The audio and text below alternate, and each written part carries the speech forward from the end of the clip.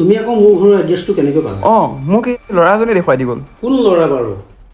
এইজন নেকি? চোৱাচোন। এইজনেই হয়।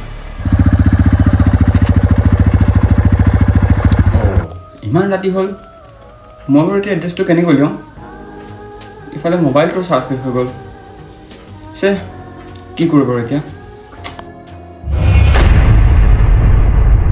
হেৰা ভাইটি, তুমি কিবা বিপদত পৰিছা নেকি হে? এই হীৰানাথৰ ঘৰৰ এড্ৰেছটো জানে নেকি? ব'লা মই দেখাই দিম, ব'লা তোমাক।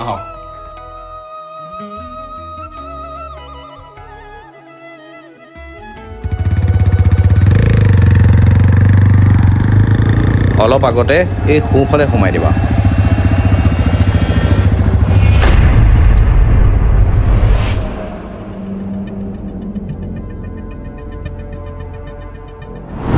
এইটো ল'ৰা, ইটো 5 বছৰ আগতে ঢুকাল, কিন্তু আজিলৈকে কাৰো ক্ষতি কৰা নাই। কিন্তু কিয়? আৰু সেই ল'ৰাটোৱে বহুত কম বয়সৰ পৰা অন্যায়ৰ বিৰুদ্ধে মাত মাতি আহিছিল।